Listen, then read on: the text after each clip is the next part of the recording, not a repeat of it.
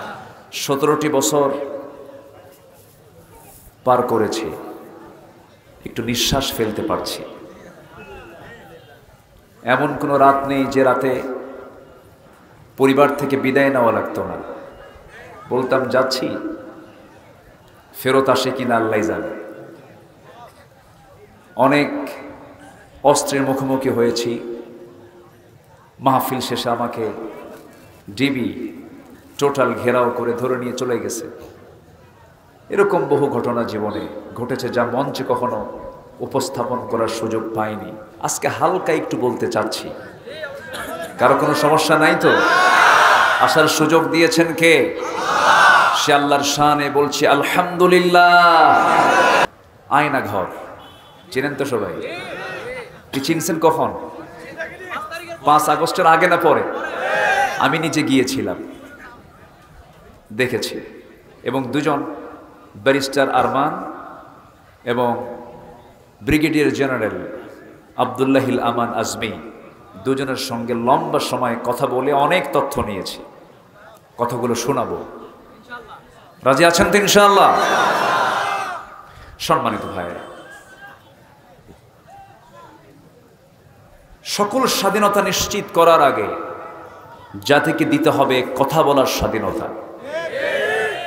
17টি বছর 18 কোটি মানুষের কথা বলার স্বাধীনতাকে তারা হরণ করেছিল। আমি আজকে এই মঞ্চের পাশে দিয়ে যখন আসতেছিলাম, আমার ড্রাইভারকে বলতেছি, দেখেন বক্তার কথা বলার জন্য গলার যে জোরটা দেখেন। এই শক্তি তারা কুক্ষিগত করার চেষ্টা করেছিল, কিন্তু ফেরাউনরা পারেনি। এরা কি পারবে? পেরেছে? এখান থেকে প্রমাণিত হচ্ছে আল্লাহ ছিলেন, আছেন। বলেন ছিলেন, আছেন, থাকবে। কোনো সন্দেহ নাই। কোন দিক দিয়ে কি হলো, কি হয়ে গেল, কিন্তু কোন দিক দিয়ে কিছু হয় নাই। হকের বিজয় হয়েছে। বিজয় কে দিয়েছেন? জা আল হক ওয়া যাহাকাল বাতিল ইন্নাল বাতিলা কানা যাহুকা। জয়পুরহাট, যার জেলার নাম হলো জয় দিয়ে শুরু, কোনো পরাজয় নেই। বলেন আলহামদুলিল্লাহ। জেলার নাম কি? কোনো পরাজয় নাই।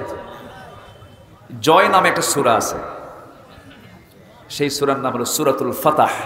তাহলে এই জেলার নাম কোন সূরায় আছে? কোন কিতাবে আছে? আস্তে কয়, কোন সূরা, কোন কিতাবে আছে? কোরআনে কারীমের একটা সূরার নাম হলো জয়পুর। ঠিক আছে না? সূরাতুল ফাতাহ থেকে আজকে আমি কিছু কথা বলবো। যেহেতু জয়ের এলাকায় আসছি, জয়পুর হাটে আসছি, সূরা ফাতাহ থেকে আমরা কিছু কথা শুনবো। জোরে বলি ইনশাআল্লাহ। আরেকটা লোকের নাম জয় আছে, আছে না? আচ্ছা, উনি অটিস্টিক, প্রতিবন্ধী মানুষ। ঢোক গেলে তো খালি ঢালার কারণে ব্রেন মাঝে মাঝে 5,500 কোটি টাকা। এখন এটাতে কি সংখ্যা মালাকুল মউত বুঝবে না। 5,500 কোটি টাকা। আচ্ছা, যাই হোক, আমরা এখানে বিভিন্ন দলের লোক থাকতে পারে, অন্য ধর্মের মানুষও থাকতে পারে। সবাই আমাদের ভাই। ইসলাম সবার জন্য ওপেন। ইসলামে আসেন। দেখলেন তো 5 আগস্টের সন্ধ্যার সময় সেনাবাহিনী প্রধান, সাবেক প্রধানমন্ত্রীর 3 আত্মীয়, উনি প্রথম ডাকটা দিয়েছেন আমিরে জামাতকে। বলেছেন আমিরে জামাতকে আমরা আমন্ত্রণ করেছি। এই কথার ভিতরে, এই আহ্বানের ভিতরে বহু অ্যানসার আছে না নাই? আসতে বলবেন না, আছে না নাই? এখান থেকে বেশি দূরে নয়, রংপুরের পীরগঞ্জে শাহাদত বরণ করেছে শহীদ আবু সাইদ। মুখে দাড়ি, ইংলিশের ছাত্র। কিসের ছাত্র? ইংরেজিতে অনার্স। দুর্বল ছাত্র, একটা ইউনিভার্সিটির ছাত্র সে। 5 ওয়াক্ত নামাজি, শপথের কর্মী। বুঝে নেন। বোঝা যায়? কথা বোঝা যায়? আমাদের কণ্ঠরোধ করার জন্য বহু চেষ্টা করা হয়েছে, আমরা হক কথা থেকে এক চুল পরিমাণ নড়িনি। আমাকে যারা আমার কথা যারা ফলো করেছেন এই 24-25 বছর, কোনোদিন আমার মুখ থেকে তেল মারা কোনো বক্তৃতা 1 সেকেন্ডের জন্য কেউ পান নাই। আমার এটা তবিয়তি আসে নাই। আমাকে থানা হাজতে নেওয়া হয়েছে, আমাকে জেলখানায় নেওয়া হয়েছে, মেডিকেলে অসুস্থতার কারণে মেডিকেলে ছিলাম, সেখান থেকে টেনে হেঁচড়ে বের করে গাঁজাখোর মদখোর এদের বিছানায় আমাকে শুয়ে রাখা হয়েছে। ওরা সারা রাত বিড়ি টানত, বিড়ি টানার মাঝে আমাকে শুয়ে রাখত। এই সমস্ত কথাগুলো জমা ছিল, বলিনি। তবে হ্যাঁ, আলেমদের রক্ত আর আলেমদের চোখের পানি বড় বিষাক্ত, ঠিক কিনা বলেন? আলেমরা যদি কাঁদে, আলেমদের রক্ত যদি ঝরে, সেই জমিন আল্লাহর দিন কায়েম হবেই, এতে কোনো সন্দেহ। এখন আমাদের এখনো অনেক পথ বাদ আছে, অনেক কাজ করা বাদ আছে। খ্যাকশিয়ালের বিদায় হয়েছে, পাতিশিয়াল কিন্তু বসে আছে। আসতে বলবেন না, আছে না নাই? বিলবোর্ড দখল, সাইনবোর্ড দখল, এই দখলবাজিগুলো চলছে। অন্যায় যে করুক না কেন, আমার ভাইও যদি অপরাধ করে হাত ভেঙে দেব, ঠিক কিনা? সতর্ক থাকতে হবে। অনেক কষ্টে অর্জিত হয়েছে এই অর্জন, এটাকে আমরা কোনোভাবেই নষ্ট হতে দেব। আসতে বলবেন, নষ্ট হতে দেব। আমার চোখের সামনে, আমি ঢাকাতে ছিলাম, টঙ্গী উত্তরা মেরুলবাড্রা আমার যেখানে খুতবা হয়, সবচেয়ে বেশি রক্ত ঝরেছে ব্রাক ইউনিভার্সিটির সামনে আর উত্তরার সামনে। এগুলো আমার জনপদ। আমি আমার অনেক মুসল্লি আহত হয়েছে, আমার পরিচিত জনের অনেকেই শাহাদত বরণ করেছে। তার মাদের চোখের পানি এখনো শুকায় নাই, আর এরা দখলবাজি আর বিলবোর্ড দখল নিয়ে মারামারি শুরু করেছে। আমাদের সতর্ক হওয়ার দরকার আছে না নাই? আছে। সম্মানিত ভাইয়েরা, অনেক কথা আছে, আসুন একটু ঠান্ডা মাথায় শুনি। আল্লাহ তাআলা আমার মুখ থেকে যেন সেই কথাগুলো বের করে দেন, যে কথাগুলো এই সময়ে, এই মুহূর্তে এই মুসলিম সমাজের জন্য, এই জাতির জন্য খুব প্রয়োজন। জোরে বলি আল্লাহুম্মা আমিন। আরো জোরে আল্লাহুম্মা আমিন। সূরার নাম কি? ফাতার বাংলা কি? জয়পুরহাট। ঠিক আছে না? আবার যেন উল্টাপাল্টা ব্যাখ্যা দিয়ার নাই ক্যামেরাম্যানরা, এটা নিয়ে আবার ফতুয়াবাজি শুরু হবে কিন্তু, যে সূরার নাম দিছে জয়পুরহাট। সূরাতুল ফাতাহ, বিজয়, 29টি আয়াত সম্বলিত। আল্লাহ তাআলা এই সূরাটা রাসূলকে উপহার দিয়েছেন মদিনায়। কোথায় দিয়েছেন? মদিনায়। আবার কেউ কেউ মক্কার কথাও বলেছেন। প্রকৃত বিজয় নবীজির এসেছে হলো মদিনায় আসার পরে। আল্লাহ তাআলা এই সূরার নামকরণ করেছেন প্রথম আয়াত থেকেই। দর্শের স্টাইলে কথা বলা উচিত। অনেকের কাছে মনে হয়, অনেকের কাছে এটা শ্রীহীন মনে হয়, এটা আড়ষ্ট মনে হয়, কিন্তু এখন ওয়াজের ধরন দর্শের আওতায় আসা উচিত। জোরে বলেন ইনশাআল্লাহ, জোরে বলেন ইনশাআল্লাহ। তাহলে ওয়াজে বসা আগে দরকার না ধৈর্য ধরা দরকার? বলেন কি ধরা দরকার? ধৈর্য সহকারে আমরা শুনবো। জোরে বলি ইনশাআল্লাহ। সূরাতুল ফাতাহ, আল্লাহ রাব্বুল আলামিন 1 নম্বর আয়াতের ভেতর থেকেই শব্দ চুজ করে এই সূরার নামকরণ করেছেন সূরাতুল ফাতাহ।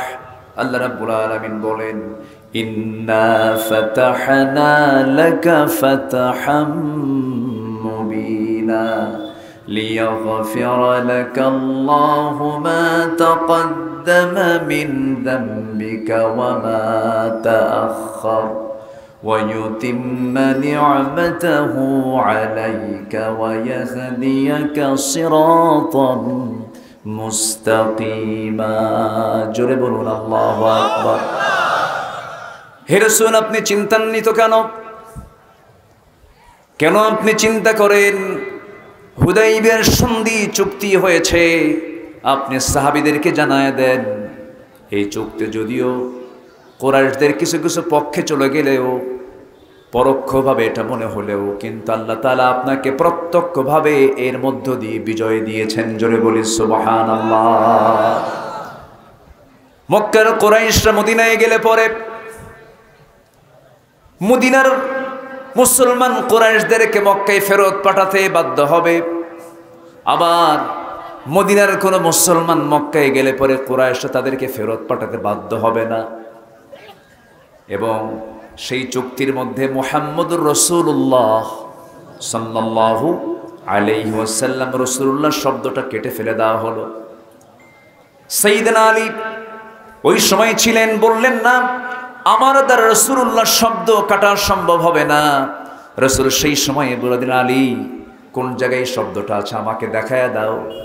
আমার নবজি যখন দেখতে পেলেন সেই জায়গাটা, রাসূল নিজ হাতে কেটে দিয়ে বললেন, চুক্তিটা বড় দরকার, কারণ আমাকে তার রাষ্ট্রনেতা মনে করেছে, এটাই আমাদের বিজয়। জোরে কোন সুবহানাল্লাহ।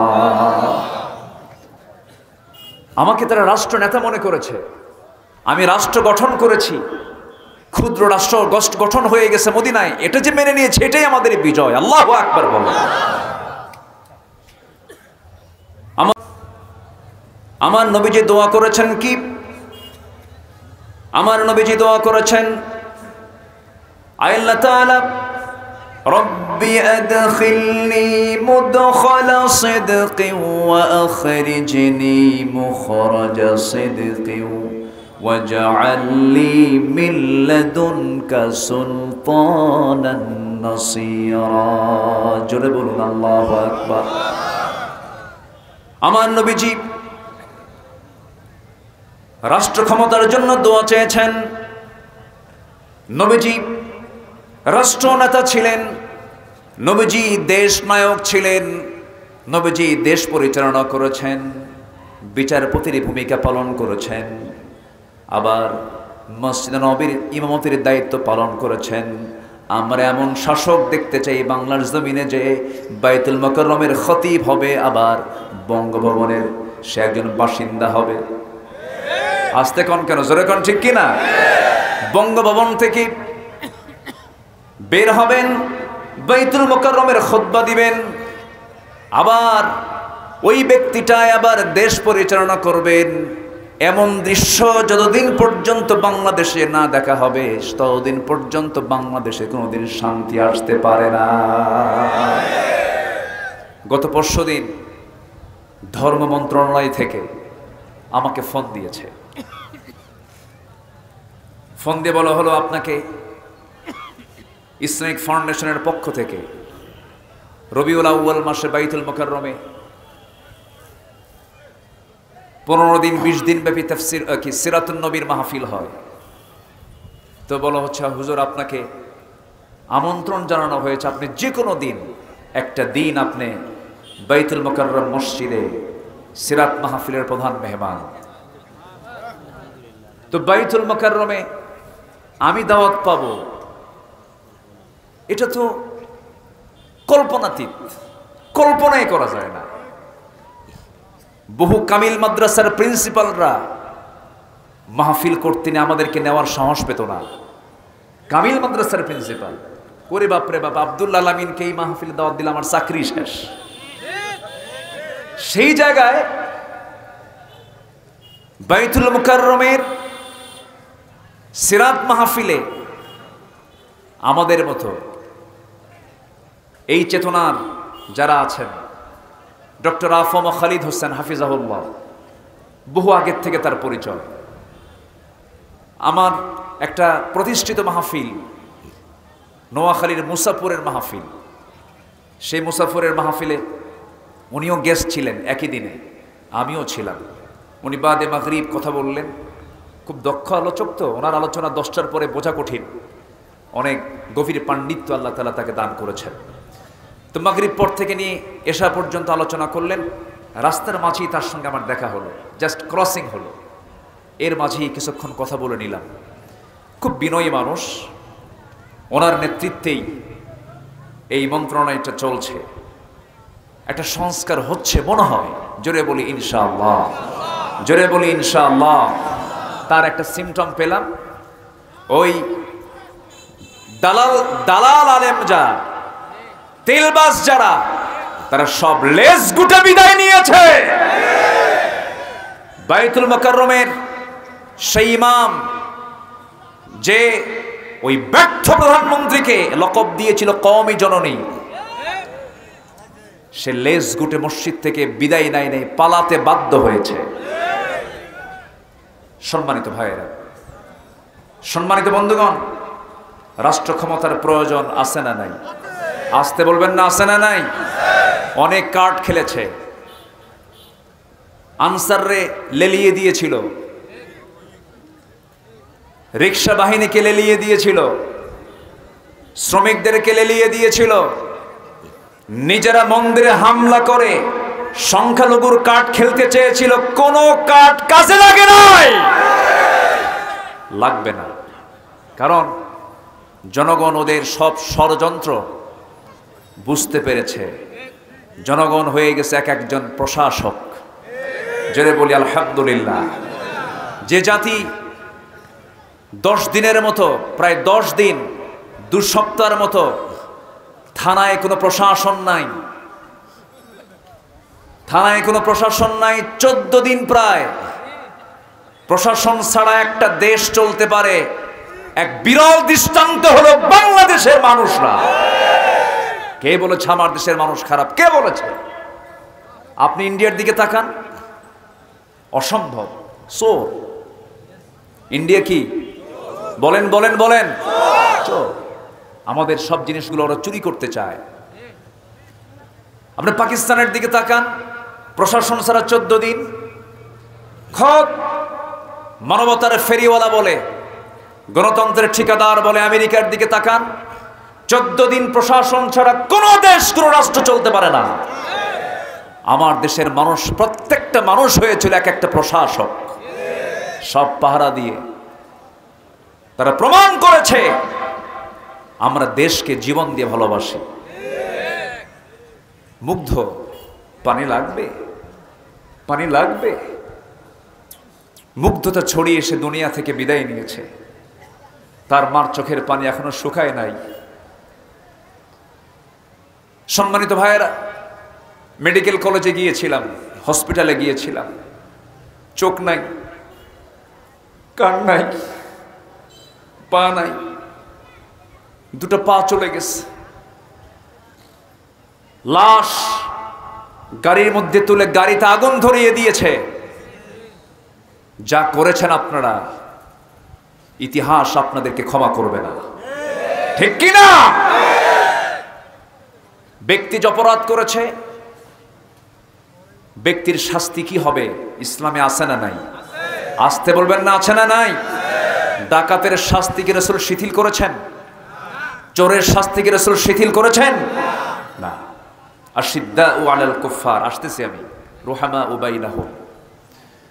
ডাকাতের শাস্তি রাসূল শিথিল করেননি, চোরের শাস্তি রাসূল শিথিল করেননি।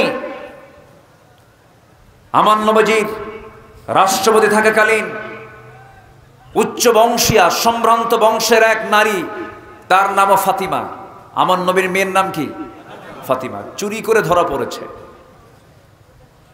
ওই বংশের সমস্ত লোকজন সাইয়েদনা ওমর ফারুকের কাছে এসে বলছেন, আপনি যদি বলেন রাসূল শাস্তি লাঘব করতে পারেন। সম্ভ্রান্ত পরিবারের হাত কাটলে বিয়ে দেবো কেমনে? সমস্যা। আমার নবীর সামনে এসে যখন বললেন, ইয়া রাসূলুল্লাহ, দেখুন তো একটু কি শাস্তি লঘু করা যায়? আমার নবীজি সঙ্গে সঙ্গে জবাব দিচ্ছেন, ওমর, তোমার দারাজ কণ্ঠ কোথায় গেল? তোমার সেই তেজোদ্দীপ্ত চেতনা কোথায় গেল? আজকে ওই সম্ভ্রান্ত পরিবারের মেয়ে ফাতিমা না হয়ে আমার কলিজার টুকরা যদি ফাতিমা বিনতে মুহাম্মদ যদি চুরি করে ধরা পড়তো, আমি জনসম্মুখে সবার চোখের সামনে আমি ফাতিমাকে ডেকে নিয়ে আমি তার বাপ নিজের হাতে নিজের মেয়ের হাতটা কেটে নিতাম। আমার বন্ধুগণ, ডাকাতি করেছিল একজন, নবীর সামনে ভণ্ডামি করে কালিমার ঘোষণা দিল। নবীজি বললেন, তুমি কালিমা পড়েছ, নিরাপত্তা পেয়েছো, হুজুর আমি তো অসুস্থ, কি করা যায়? আমার রাসূল বললেন, যাও মরু অঞ্চলে একজন রাখাল আছে, সেই রাখালের কাছ থেকে অনুমতি নিয়া উটের কিছু পেশাব, উটের কিছু পানি দুটাকে মিক্স করে তুমি পান করে নাও, তোমার জন্ডিস ভালো হয়ে যাবে, রক্ত রোগ বন্ধ হয়ে যাবে। ওষুধ মনে করে পান করলো সেই লোকটা। পান করার পরে সুস্থ হয়ে গেল। গায়ের শক্তি যখন ফেরত চলে এলো, শয়তানটা চেপে বসলো। সে করলো কি, হাতের তরবারে দিয়া সেই রাখালকে মেরে ফেলে দিয়া উটগুলোকে সে অপহরণ করে যখন নিয়ে চলে যায়, আমার নবীর কাছে জিবরাইল জানায়া দিলেন। আমার নবীজি সাহাবে কেরামকে পাঠায়া দিয়ে বলেন, সাহাবীরা যাও, যেখানে পাও সেখান থেকেই ধরে ফেলো। ধরে ফেলা হলো। ধরে ফেলার পর রাসূল বললেন, তার হাত বেঁধে ফেলো, পা বেঁধে ফেলো। ওই রাখালকে যেমন করে এই ডাকাত আমার রাখাল সাহাবীকে যেমন করে মেরেছে, তোমরা তাকে তেমন করেই মেরে ফেলো। একটা করে হাত কেটে ফেলো, পা কেটে ফেলো, অঙ্গহানি করে ফেলো। আমরা সারা জীবন শুনেছি রাসূল দয়ার নবী, মায়ের নবী, সেই নবীজি এই সিদ্ধান্ত যখন জানিয়ে দিলেন, হাত কাটা হলো, পা কাটা হলো। এরপরে পানির জন্য ছটফট করতেছে। ওই ডাকাতটা মরুভূমির বালুগুলো চাটতেছিল। নবীজির কানে সাহাবে কেরাম সংবাদ দিলেন, হুজুর এমন দৃশ্যকে দেখে ভালো লাগে নাকি? সে পানি চাচ্ছে, তপ্ত মরুভূমির গরম বালুগুলো সে চাটতেছে, পানির জন্য ছটফট করছে, কি করব হুজুর? রাসূল বলেন, সাহাবীরা এক চুল পরিমাণ পানি দিতে পারবে না, কারণ আমার রাখালকে সে এক চুল পানিও দেয় নাই। কি বোঝা যায়? কোনো ক্ষমা নাই, ঠিক কিনা? ক্ষমা আছে, ক্ষমা আছে।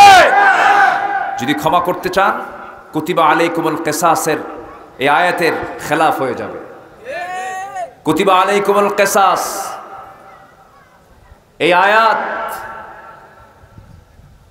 যদি আমরা মেনে নেই, এই আয়াতকে যদি আমরা বিশ্বাস করি, অবশ্যই খুনির শাস্তি এই জমিনে নিশ্চিত করতে হবে।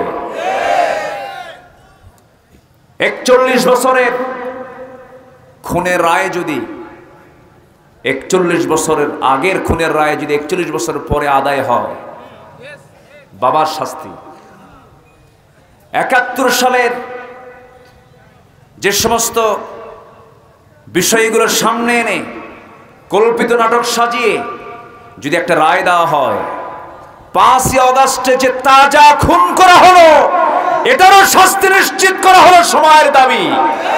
রাজি আছেন কারা কারা? হাত উঁচু করে দেখান মুসলমান।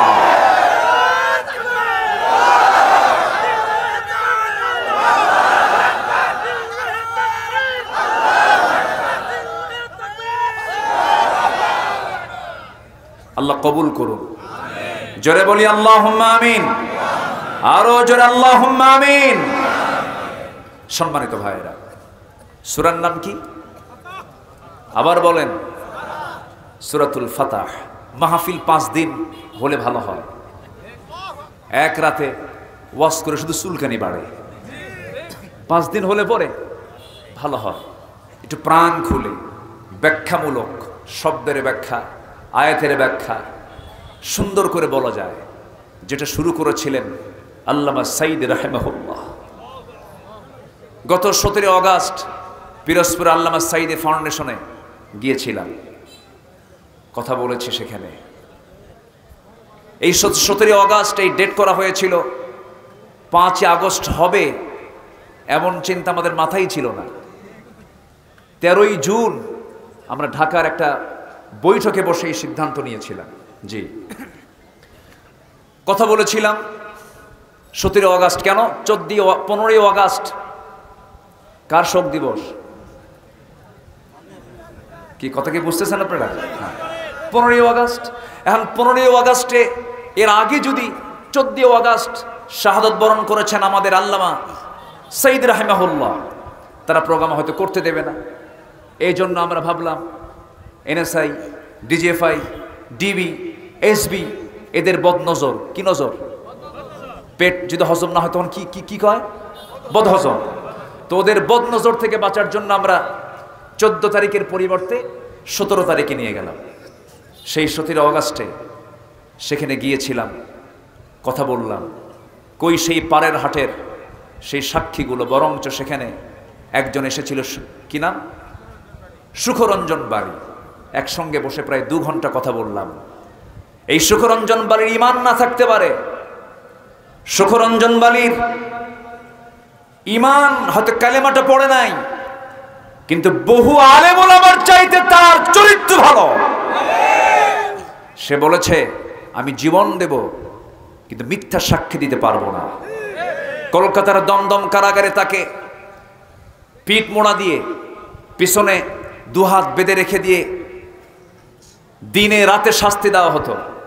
বলা হতো তুই একটা রায় দিবি, নচেত তোকে দুনিয়া থেকে বিদায় করব, তুই সাক্ষী দিবি। কিন্তু সেই হিন্দু সুখরঞ্জন বালি সে বলল না, অসম্ভব, আমার পক্ষে সম্ভব না। সে অনড় ছিল, তার চোখের পানি আমাকে অনেক ভাবিয়ে তুলেছে। আহারে, সে যদি খিয়ারকম ফিল জাহেলিয়া খিয়ারকম ফিল ইসলাম। আমি তাকে বললাম ভাই কোনো কথা নেই, আপনি কালেমা পড়েন। দেখি যে মুস্কি মুস্কি হাসে, দোয়া করেন, হয়তো কালেমা পড়তেও পারে ইনশাআল্লাহ। আমরা লেগে আছি ওর পিছনে, আমরা লেগে আছি, আমরা কাজ করছি। এখন আমরা 2-1টা করে আওয়ামী লীগ ধরবো আর কালেমা পড়াবো। জোরে বলি ইনশাআল্লাহ, জোরে করেন ইনশাআল্লাহ। ওরা বলেছিল এই দেশে ওয়াজের নামে কোনো রাজনীতি চলবে না। মাহফিলে এই মঞ্চটাকে দখল শুধু নয়, এই পোস্টারটাও তারা দখল করে ফেলেছিল। এই পোস্টারে আমার নামটা কেন আগে দেওয়া হয়েছে? আমরা আলেম, আমরা বক্তা, আমাদের নামটা আগে, আর এমপি স্থানীয় আতি পাতি আছে না, ওদের নামটা একটু পড়ে, আমাদের নামটা কেন আগে দেওয়া হলো? এইটাকে অপরাধ মনে করে মাহফিলে 144 জারি করেছে ওরা। এত বড় জালিম নিকটবর্তী ইতিহাসে কেউ ইতিহাস সৃষ্টি করতে পারে না। ওয়াজের নামে রাজনীতি আমরা করি না, ওরা করেছে। মাহফিলে হাজার হাজার লোক আসে, আর ওরা 500 টাকা পিস দিয়াও ওদের জনসভায় মানুষ হাজির করতে পারে না, লোক পায় না। তো এখন মঞ্চে, এখন মাহফিলে এসে যদি 2-1টা কথা বলতে পারি, তাহলে এটাই আমাদের জন্য একটা বড় প্ল্যাটফর্ম। আবার থানায় ঘুষের টাকা না দেওয়া পর্যন্ত মাহফিল বাস্তবায়ন হতো না, ঠিক কিনা বলেন? এই চিত্রগুলো তারা চিত্রায়িত করেছে, প্রত্যেকটা জায়গায় ঘুষের বাণিজ্য চালিয়েছে, রন্ধ্রে রন্ধ্রে দুর্নীতি তারা প্রবেশ করিয়েছে। অতএব উচিত তাদের কালেমা পড়ে আবার নতুন মুসলমান হওয়া, ঠিক কিনা? সম্মানিত ভাইয়েরা, কথা আছে, একটু একটু করে বলতেছি, কারো কোনো আপত্তি নাই তো? জোরে বলি ইনশাআল্লাহ। আমাদের কথা বলতে গেলেও আবার খুব সাবধান থাকতে হয়, কারণ আমাদের মুখ থেকে অযাচিত কোনো কথাও বের হওয়া যাবে না। কারণ এই যে ক্যামেরা আছে, কিরামুন কাতিবিন ইয়ালামুনা মা তাফআলুন। শুধু ইয়ালামুন না, ওরা দেখেও, জানে এবং দেখে। তাহলে আমার কথাগুলো নিয়ে প্রত্যেকটা ইঞ্চি ইঞ্চি কথার আবার গবেষণা আছে না নাই? আছে, সব তারা রেকর্ড করছে। আমি কেন নতুন করে মুসলমান হতে বললাম? তাদের জীবন বিধানের নাম ইসলাম নয়, তাদের জীবন বিধানের নাম হলো ধর্ম নিরপেক্ষ মতবাদ। নতুন করে কেন মুসলমান হতে বলছে ওদেরকে? তাদের ধর্মের নাম হলো জাতীয়তাবাদী চেতনা।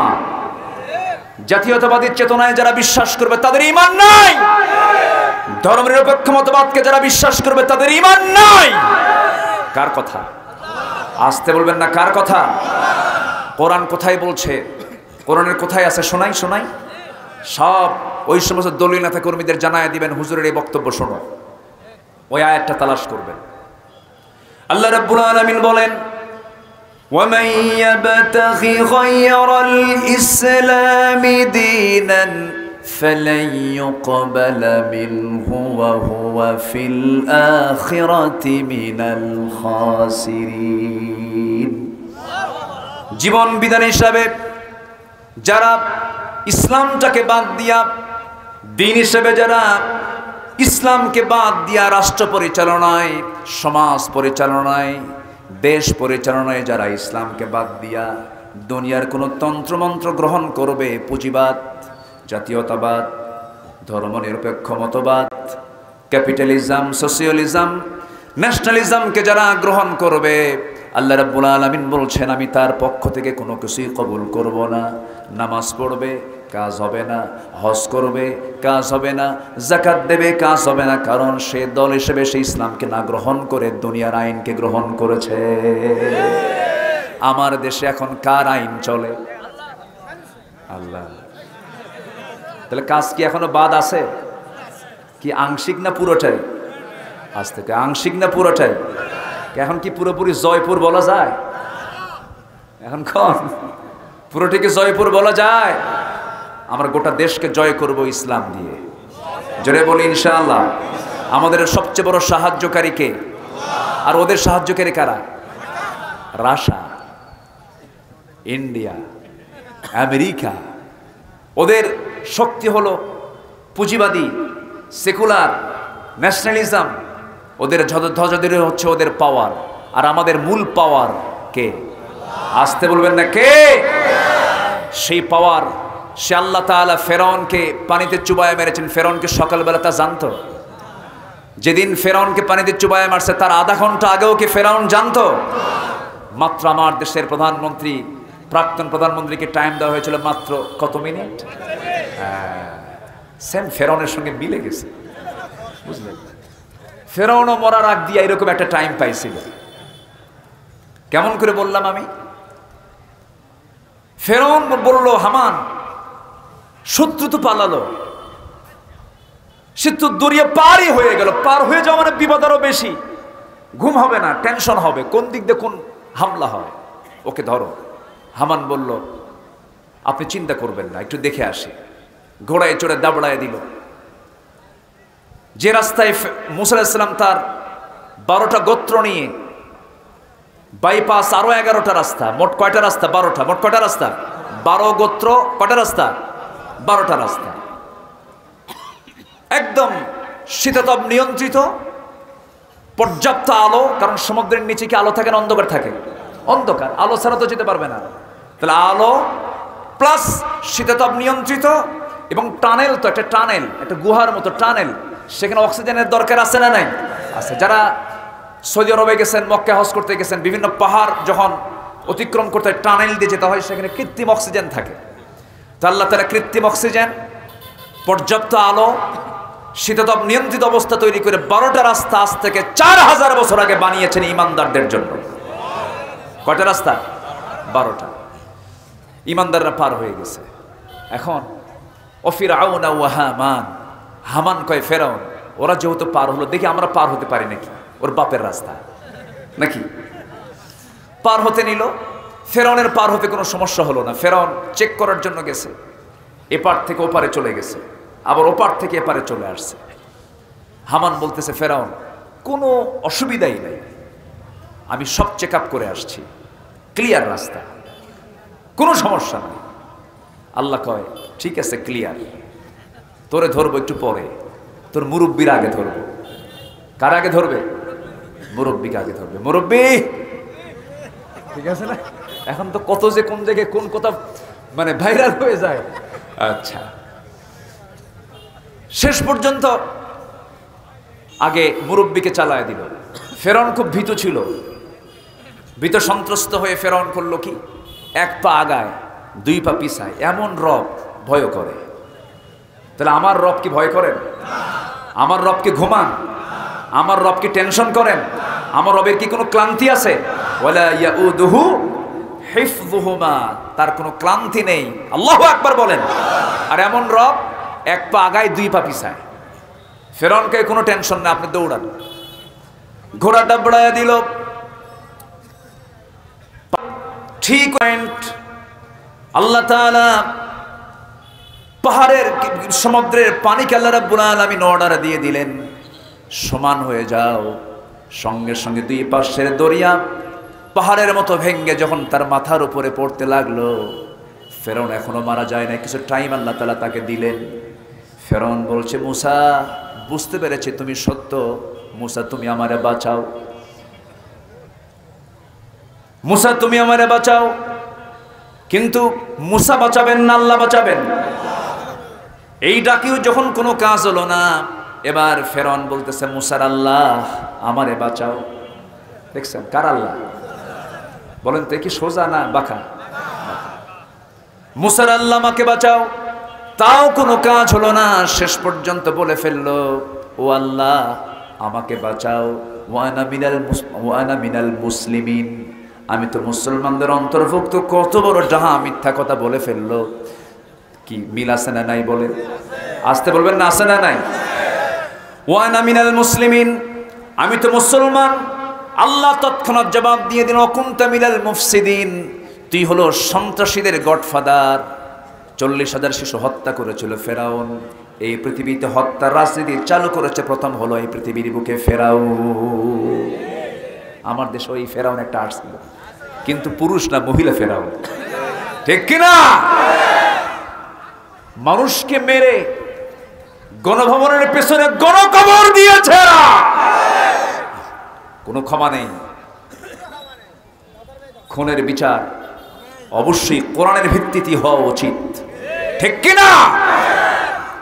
এখন এসপিরা আমাদের মোবাইলে ফোন দেয়, এসপি, ডিআইজি, ওসি ফোন দিয়ে বলে হুজুর একটু তাকায়েন। কি কথা কি বুঝতেছেন? একটু নজর দিয়েন, হ্যাঁ একটু নেক নজর দিয়েন। তোমরা যে বদ নজর দিচ্ছ 17 বছর,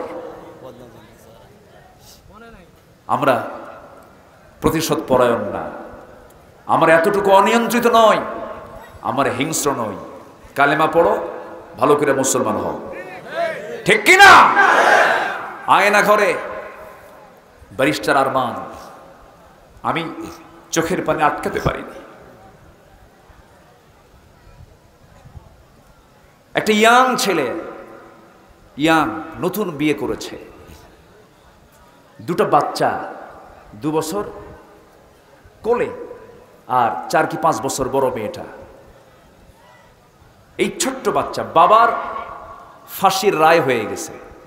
মীর কাশেম আলী রাহেমাহুল্লাহ এদেশের অসংখ্য ছাত্রদের স্বতন্ত্র শিক্ষা প্রতিষ্ঠান শহীদি কাফেলা, দোরজয় কাফেলা, বাংলাদেশ ইসলামী ছাত্র শিবিরের প্রথম প্রতিষ্ঠাতা সভাপতি মীর কাশেম আলী, তার সুযোগ্য সন্তান একজন জাতির রাহবার ব্যারিস্টার আরমান, তার বাবার পক্ষে কোর্টে আইনি লড়াই লড়তেছিল। সেই লড়াই করতেছে কেন? এটাকে অপরাধ মনে করে তার বাবার ফাঁসির রায়ের আগেই বাড়ি থেকে বের করে ওই আয়না ঘরে নিয়েছে। আজকে 8 বছর। কত বছর? 5ই আগস্ট পর্যন্ত 8 বছর আলো ছাড়া থেকেছে। আলো চোখে দেখে নাই, সূর্যের আলো দেখে নাই, চোখে ছানি পড়েছে, চোখে ছানি পড়ে গেছে। যে লোকটার ওজন ছিল 80 কেজি, তার ওজন হয়ে গেছে মাত্র 35 কেজি। একটা মানুষ বাঁচে কেমনে? কত উচ্চ শিক্ষিত একজন এদেশের নাগরিক, সে 8 বছর জানতো না যে তার 8 বছর আগে তার বাবার ফাঁসি দেওয়া হয়েছে। যেদিন আয়না ঘর থেকে তাকে বের করা হয়েছে, সেদিন বলতেছে, ভাইজান আমি সেই দিন জানতে পেরেছি আমার আব্বাকে 8 বছর আগে ফাঁসি দেওয়া হয়েছে। এদের এই আচরণ ফেরাউনকে হার মানায়। এদের এই আচরণ নমরুদকে হার মানিয়ে দিয়েছে। আরেকজন এদেশের সবচেয়ে মজলুম সংগঠন, 17টি বছর সবচেয়ে বেশি দমন পীড়ন নির্যাতনের শিকার হয়েছে যে দল, সেই দলের মজলুম একজন নেতা অধ্যাপক গোলাম আজম রাহেমাহুল্লাহ, তার কলিজার টুকরা সন্তান, এদেশের সেনাবাহিনীর ইতিহাসে সর্বোচ্চ সংখ্যক রেকর্ড নাম্বার যার জীবনে কোনো ফেল নাই। উনি আমাকে বলেছেন কোন অফিসার আমার মতো নাম্বার পায় নাই। আমি ব্রিগেডিয়ার জেনারেল ছিলাম, আমার অপরাধ, আমি বাবার পক্ষে কথা বলেছি, আমার দোষ, আমি গোলাম আজমের সন্তান। আমাকে ধরে নিয়ে এই আয়না ঘরে রেখেছিল। আয়না ঘরে রেখে শুধু রাখি নাই, খাবার দেয়নি, কুকুরের খাবার তাদের মুখে দিয়েছে লেগে, পচা খাবার পানি দিয়ে ধুইয়ে ফেলে সেই খাবারটা মজা করে খেয়েছে। যে খাবারটা 3 দিন যাবত রান্না করা হয়েছে, সেই খাবারটা তাদের কাছে মজা লেগেছে। একজন ব্যারিস্টার, একজন ব্রিগেডিয়ার জেনারেল 8টা বছর এই অন্ধকার প্রকোষ্ঠে, এটা কোনো সেল বলা যাবে না, এটা কোনো জেল বলা যাবে না। তারা বললেন, ভাইজান মনে হতো আজকের সন্ধ্যায় যেন আমার জীবনের শেষ সন্ধ্যা, আজকের এই সেজদা যেন আমার জীবনের শেষ সেজদা, হয়তো আগামীর সকাল আমরা আর পাবো না। এরকম করে করে তারা দিনগুলো পার করেছে। ব্রিগেডিয়ার আজমি তিনি বললেন যে আমার এই যে গামছা, আমার এই গামছা, আমার যে পরিমাণ চোখের পানি ঝরেছে এই গামছায়, এই পানিকে যদি ধারণ করা হতো একটা পুষ্করণী, একটা পুকুর হয়ে যেত আমার চোখের পানি দিয়া। আল্লাহ তাদের চোখের পানি বৃথা দেননি।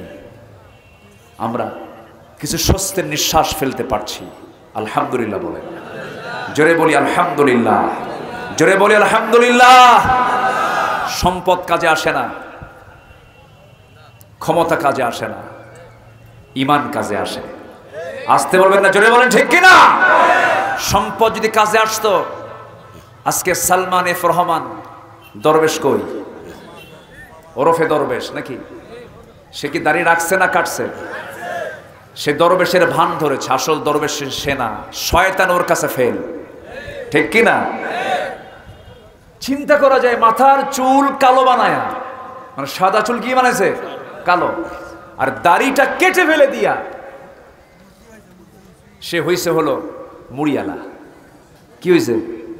মুড়িওয়ালা। দেখেন নাই মুড়িওয়ালা, তারপরে মুসি। আমি তাদেরকে খাটো করছি না। একটা মানুষের মুখে সুন্নত দাড়ি ছিল, সেই দাড়ি কেটে ফেলে দিয়া মাথার চুল কালো করে পালাতে চেষ্টা করলো, নৌকায় চললো, নৌকা ভিড়ে ভিড়ে আবার সামনেই চলে আসলো। নৌকায় উঠেও কাজ হয় নাই, ঠিক কিনা? নৌকা থেকে আবার তাদেরকে ধরা হয়েছে। একজনকে ধরছে দরবেশ, আগে ধরছে কি বলে না, দরবেশ আগে ধরছে হলো আইনমন্ত্রী চোর, এটা যে মুরগি চোর, এই বদমাইশকে আগে ধরছে। ধরার পর একে একে নিয়ে যাচ্ছে কোস্টগার্ড। কামারে একে নেন কেন? দরবেশ তো বসে আছে। কই দরবেশ? ও দাড়ি কাটছে। চিন্তা করেন, পাপী কিন্তু পাপীকে ছাড়ে না, ঠিক কিনা? কিন্তু ইমানদার ইমানদারকে মোহাব্বত করে। ইমানদার ভাবে আমার জীবন চলে যাক, আমার ইমানদার ভাই বেঁচে থাক, ঠিক কিনা? বিপদের বন্ধু ইমানদার হয়, বিপদের বন্ধু কখনো কাফের হতে পারে না, কাফেরের বন্ধু কাফের হতে পারে না। বিপদের বন্ধু ইমানদারের জন্য ইমানদার হয়, আলহামদুলিল্লাহ বলে। একজন দাড়ি কাটলো আর আরেকজন বাঁচার জন্য দাড়ি রাখলো। সিলেটে গিয়ে ধরা খাইল। সিলেটবাসীকে ধন্যবাদ জানাই। এই প্রযুক্তির কল্যাণে সিলেটের কাছে আমার আলোচনা চলে যাবে। সিলেটবাসী একটা কাজ করছে, বিসি আউট। কি ঠিক বোঝেন নাই? ও নিজে বলে বুক ফুলে, আমি সাইদির ফাঁসির রায় দিয়েছি, সে নিজে বলে। অথচ সেই অসভ্য, বেয়াদব, উগ্র মেজাজি, বদমেজাজি শামসুর রহমান মানিক, সে বাঁচার জন্য ঘুষ দিয়া ৬০-৭০ লাখ টাকা হাতে নিয়া সে দেশ থেকে পালাতে চেয়েছিল। সুরতটা ধারণ করেছিল দাড়ি রেখে। একজন পালাতে চাইল কি দাড়ি কেটে, আরেকজন দাড়ি রেখে। একজন হলো প্রধানমন্ত্রীর রাজনৈতিক উপদেষ্টা, অর্থনৈতিক উপদেষ্টা, আর আরেকজন হলো এদেশের সুপ্রিম কোর্ট, হাইকোর্টের একজন বিচারপতি। ইতিহাস থেকে শিক্ষা নাও, ঠিক কিনা? তাহলে ক্ষমতা এবং অর্থ কোনো কাজে আসে? আসতে বলবেন আসে? আসে কি? ঈমান বলেন, আসে কি বলেন? আরে আসে কি বলেন? অতএব যারা এখন ঈমান আনেন নাই, ভালো করে ঈমান আনেন, কালেমা পড়ে মুসলমান হন। যারা ইসলামকে না মেনে দুনিয়ার কোনো দল করবে, তাদের ঈমান আনা হয়নি এখনো। আমি কি ভুল বলতেছি? ঈমান ভালো করে আনতে, ইয়া আইয়ুহাল্লাযীনা আমানু আমিনু ভালো করে ঈমান আনি। এই ওঠে কে? এই যে ধরেন তো, ওনাকে ধরেন, ধরেন, বসেন। না না, পেশাব টেশাব কিছু না এখানে। কিসের গরমের দিন না? আচ্ছা ঠিক আছে। কষ্ট হচ্ছে নাকি আপনাদের? আমি জেনে জয়পুরহাটের মানুষ ভদ্র, শান্তশিষ্ট, আমরা দোয়া করে যাব। আমি কি চাই আপনাদের কোনো একটা দুর্নাম দেখে, একটা খারাপ জিনিস দেখে আমি বিদায় হই? আমি কি এটা চাবো? আপনারা এটাকে চান? তো বসেন। আমরা আর যদি ঘন্টাখানেক সময় নেই, আমাকে দেবেন তো নাকি?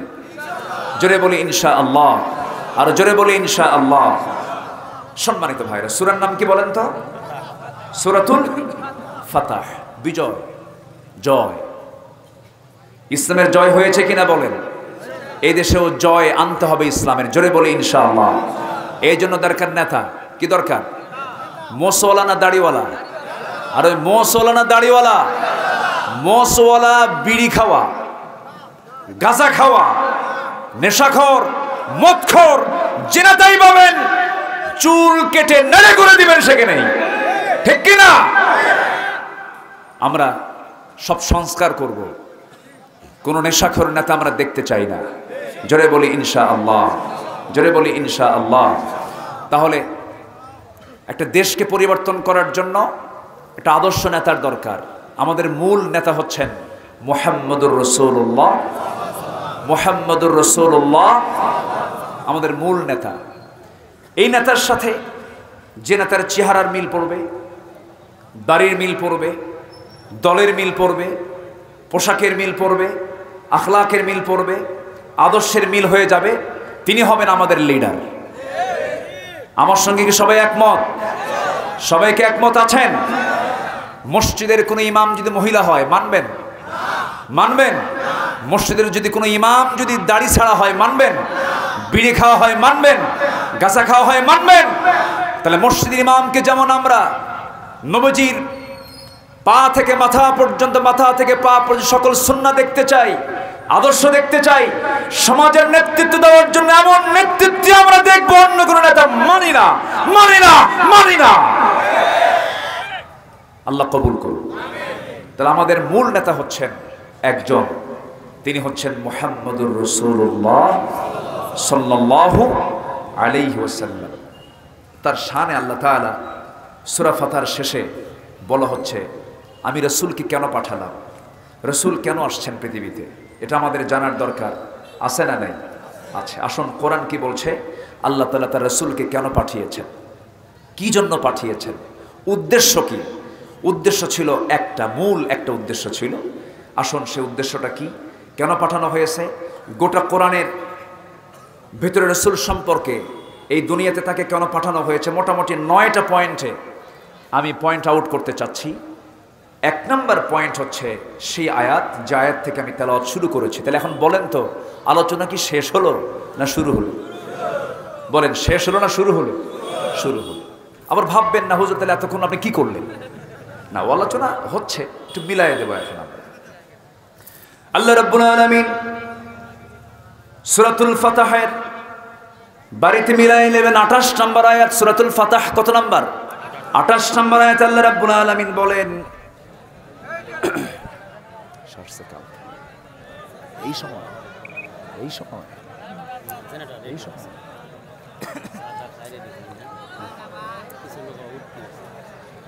চান্স পাইছে, গরম গরম গরম, উঠেন।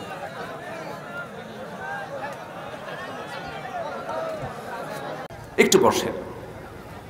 আদব যার আছে তার ঈমান আছে, আদব যার থাকে না তার ঈমানটা মজবুত থাকে না। একটু বসেন, একটু আদবটা রক্ষা করেন। বিদ্যুৎ চলে গেছে, আমি জানি আপনার খুব কষ্ট হচ্ছে, আমি জানি প্রচন্ড গরম, মানুষের গায়ের সঙ্গে গা লেগে আছে, ভাদ্রের তাল পাকা গরমে আপনারাও একদম সিদ্ধ হয়ে গেছেন, আমি ফিল করছি। আর আধা ঘন্টার সময় আমাকে একটু দেবেন, রাজি আসি না ইনশাআল্লাহ? জোরে বলি ইনশাআল্লাহ। একটু বসে। রাসূলকে পাঠানো হয়েছে 1 নম্বর কারণ হলো, আল্লাহ রাব্বুল আলামিন বলেন, হুয়াল্লাযী আরসালা রাসূলাহু বিল হুদা ওয়া দীনিল হাক্কি লিইয়ুযহিরাহু আলাদ-দীনি কুল্লিহি ওয়া কাফা বিল্লাহি শাহীদা।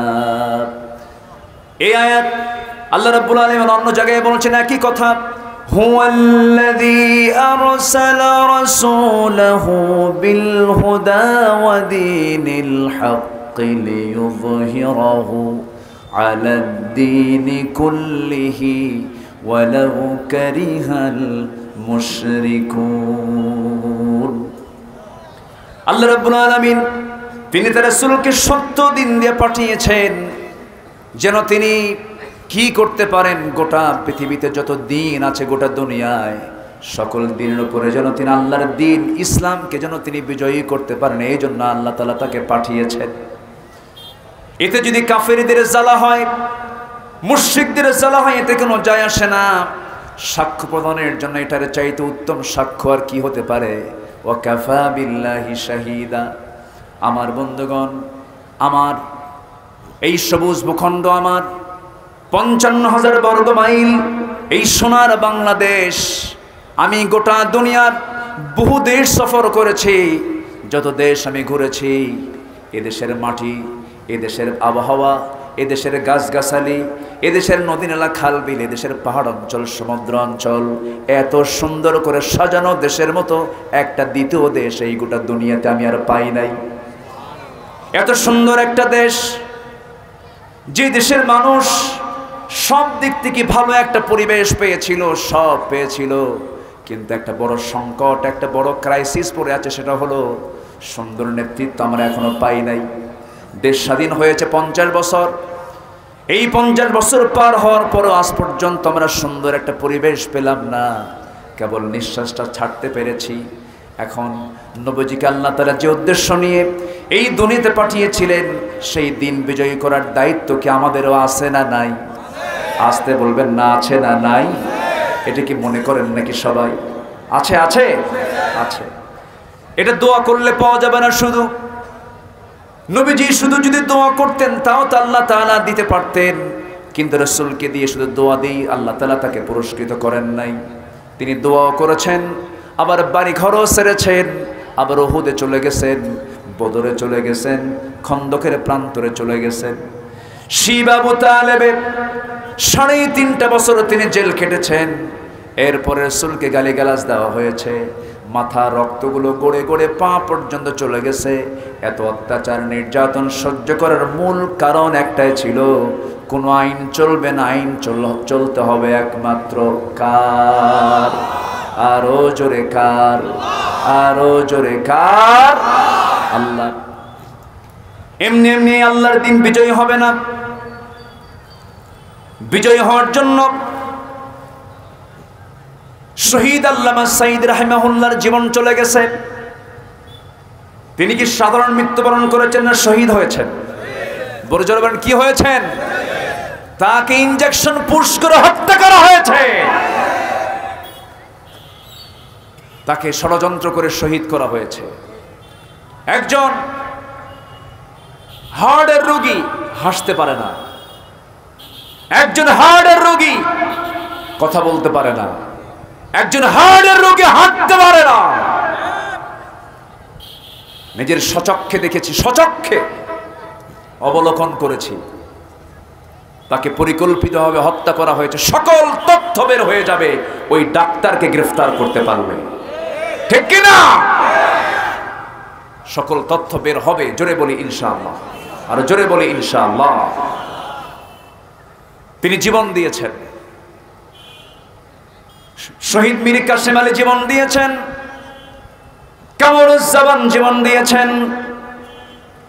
এরকম করে একটা দলের প্রথম কাতারের সকল নেতা, সকল নেতৃবৃন্দকে শহীদ করে দেওয়া হলো। কোনো লাভ হয় নাই, বরং আগুনে ফোঁ দিলে পরে আগুন নিভে যায়, আবার আগুনে ফোঁ দিলে পরে দ্বিগুণ দ্বিগুণ আগুন জ্বলে ওঠে। এটাই হয়েছে আমার বন্ধুগণ। তাহলে 1 নম্বর উদ্দেশ্য হলো আল্লাহ তাআলা তার রাসূল কি দিনের ব্যাপারে কি কি দায়িত্ব দিয়েছেন? এক নম্বর হলো কোনো দিন চলবে না কারা দিন ছাড়া। এই দিনকে বিজয়ী করার জন্য আল্লাহ রাব্বুল আলামিন তাকে পাঠিয়েছেন। নাম্বার 2 হলো মানুষের কাছে আল্লাহর দ্বীনি দাওয়াত পৌঁছে দেওয়ার জন্য আল্লাহ রাব্বুল আলামিন তাকে পাঠিয়েছেন। সূরা মায়েদার 19 নম্বর আয়াত, মা আলার রাসূলি ইল্লাল বালাগ ওয়াল্লাহু ইয়ালামু মা তুবদুনা ওয়া মা তাকতুমুন। নাম্বার 3 হলো মানুষকে সতর্ক করার জন্য আল্লাহ তাআলা তাকে পাঠিয়েছেন। وأنذر عشيرتك الأقربين। নাম্বার 4 হলো মানুষকে রবের দিকে আহ্বান করার জন্য তাকে পাঠানো হয়েছে। উদউ ইলা সাবিলি রাব্বিকা বিল হিকমাতি ওয়াল মাউইযাতিল হাসানাহ ওয়াজাদিলহুম বিল্লাতী হিয়া আহসান إن ربك هو أعلم بمن ضل عن سبيله وهو أعلم بالمهتدين। নাম্বার 5 হলো উপদেশ দেওয়ার জন্য আল্লাহ রাব্বুল আলামিন তাকে পাঠিয়েছেন। আল্লাহ রাব্বুল আলামিন তার ব্যাপারে তাকে অর্ডার দিয়ে বলেছেন, ফাযাক্কির ইন্নামা আনতা মুযাক্কির। নাম্বার 6 হলো মন গড়া কোনো কথা না বলার জন্য তাকে পাঠানো হয়েছে। আমার নবীজি যত জীবনে কথা বলেছেন, কার কথা? নিজের কথা না কার কথা? মন গড়া না আল্লাহর কথা? আল্লাহর কথা। আল্লাহ তাআলা কি শক্ত কথা বলেছেন? আল্লাহ রাব্বুল আলামিন তার ব্যাপারে বলেছেন, ওয়া মা ইয়ানতিকু আনিল হাওয়া ইন হুয়া ইল্লা ওয়াহয়ুন ইউহা। তিনি নবুয়ত প্রাপ্তির পর থেকে শুরু করে নিয়ে 63 বছর 9 ঘন্টা জীবিত ছিলেন। শেষ নিঃশ্বাস পর্যন্ত যত কথা বলেছেন, প্রত্যেকটা কথার মধ্যে ইঙ্গিত ছিল একমাত্র কার? আল্লাহ। নাম্বার 7 হলো দিন প্রচারে বল প্রয়োগ না করা। আমরা কি হিন্দুদেরকে বলি জোর করে তোমরা ইসলাম কবুল করো? আজ থেকে বলি? রাসূল বলেছেন তার নিজের চাচা আবু তালেব, তিনি কি জোর করতে পারতেন না? অনেক কিছু বলতে পারতেন না? জোর করেছেন? আমার নবীজি নিজের কলিজার টুকরা 2 মেয়েকে বিয়ে দিয়েছিলেন। আবু লাহাবের 2 ছেলের সঙ্গে রাসূল বিয়ে দিয়েছিলেন তার 2টা মেয়েকে। দিন যখন চলে এলো, নবুয়ত যখন পেলেন, 2টা মেয়েকে নবীর ঘরে তালাক দিয়ে পাঠায় দেওয়া হলো। নবুয়ত প্রাপ্তির পরে ইসলাম তেমন একটি বিধানের নাম। ইসলাম আছে, সম্পর্ক আছে। ইসলাম নাই, সম্পর্ক নাই। আর ওদের সম্পর্ক দেখেন, বিয়ের বাড়ি হলো আমেরিকা। বিয়ের বাড়ি কোথায়? দেশকে খুব ভালোবাসে। আরেক বিয়ের বাড়ি হলো ইংল্যান্ড। এক বিয়ে ইহুদি, আরেক বিয়ে হলো নাসারা। আল্লাহ তাআলা বলছেন এই পৃথিবীতে মুসলমানদের সবচাইতে বড় দুশমন হলো ইহুদি আর নাসারা। আর আত্মীয়তা করার কোনো জায়গা পায় নাই। আত্মীয়তা পাইছে হলো আমেরিকা, আত্মীয়তা পাইছে হলো ইউরোপ। এই হচ্ছে তাদের দেশের প্রতি প্রেম, দেশের প্রতি ভালোবাসা। 18 কোটি মানুষ, এর মধ্যে আর কোনো মহিলা খুঁজে পায় নাই। চলে গেছে সেই 7 সাগর 13 নদী পাড়ি দিয়া কোথায় গেছে? আমেরিকা। যাও, গেছই যখন বিয়েই বাড়ি থাকো। কি ঠিক কিনা? আল্লামা সাঈদীর কথাগুলো আজকে অক্ষর অক্ষর মিলে যাচ্ছে। এদিকে গোড়ায় ঝাঁকি মারবো, দিল্লিতে গিয়ে পড়বা। ঠিক কিনা? সব মিলে গেছে। এমন একটা সময় আসবে, পালানোর মতো একটি ইঁদুরের গর্ত খুঁজে পাবা না। তিনি যে দেশের, কি ব্যাপার, তিনি যে দেশের অগণন মানুষের একজন আধ্যাত্মিক লিডার ছিলেন, এতে চুল পরিমাণ কোনো সন্দেহ না। তিনি যা বলেছেন, আল্লাহর ওলিদের মাঝে ফালহামাহা ফুজুরাহা ওয়া তাকওয়াহা, ইলহামটা কে দিয়ে দেন? ওলিদের কারামত মিথ্যা না সত্য? কারামত মিথ্যা না সত্য? সত্য। তবে মাঝে মাঝে খুব একটা জিনিস খুব খারাপ লাগে। আজকে যদি আল্লামা সাঈদী যদি বেঁচে থাকতেন, গোটা পৃথিবীর ইতিহাসে আমি কোনো ইতিহাস পাইনি এমন একজন ব্যক্তির শুধু ফাঁসির রায় হয়েছে, সেই ফাঁসির রায়কে কেন্দ্র করে শত শত মুসলমান বুকের তাজা প্রাণ ঢেলে দেওয়ার ইতিহাস নিকটবর্তী 200-300 বছর আমি যতটুকু ইতিহাস পড়েছি নিকটবর্তী কোনো ইতিহাসে এমন কোনো রেকর্ডই নাই। আল্লাহু আকবার বলেন। সম্মানিত ভাইয়েরা, তাহলে দিন প্রচারে কোনো কি জোর প্রয়োগ করা যাবে? আল্লামা সাঈদী এমন একটা এলাকার এমপি ছিলেন যে এলাকার অধিকাংশ ভোটার মুসলিম না হিন্দু, মুসলিম না হিন্দু, হিন্দু। তার সাক্ষীও ছিল কি হিন্দু, কিন্তু নবীর কি বলে আমাদের আল্লামা সাঈদের বিপক্ষে না পক্ষে? পক্ষে। নদীর সাতরায়া 9 মাসের পেটে বাচ্চা রেখে, 9 মাসের বাচ্চা পেটে আছে, সেই বাচ্চাকে পেটে ধারণ করে নদীর সাতরায়া এই আল্লাহর পক্ষে তারা ভোট দিয়েছে। তাকে বলা হয়েছে ধর্মান্তরিত করার অভিযোগ তার বিরুদ্ধে লেপন করা হয়েছে, তোকমা লাগিয়ে দেওয়া হয়েছে। কিন্তু ইসলাম কখনো এই কনসেপ্টকে কখনো গ্রহণ করে না। আমার নবীজির নিজ ঘরের আপন চাচাকে কখনো তিনি জোর প্রয়োগ করেননি, বলেননি। কারণ দিন তো জোর করে গ্রহণ করা যাবে না, দিন জন প্রয়োগের কোনো কিছু নয়। দিল থেকে যার ভালো লাগবে সেই কালিমা পড়ে মুসলমান হয়ে যাবে। আল্লাহর মেহেরবানি, এই কথা আমি এই 20 বছরে কোনোদিন বলতে পারি নাই। আজ পর্যন্ত আমার যতটুকু হিসাব আছে, আল্লাহ তাআলা এই অধমের হাতে 39 জন বিধর্মী কালেমা পড়ে মুসলমান হয়েছে। সত্য প্রকাশ করতে পারিনি। মিজান আজহারি কি গত এই তো 10-15 দিন আগে মালয়েশিয়া প্রোগ্রাম ছিল, ভাই আমাকে বললেন, ভাইজান আমি দেশ থেকে পালাতে বাধ্য হয়েছি, দেশ থেকে আসতে বাধ্য হয়েছি।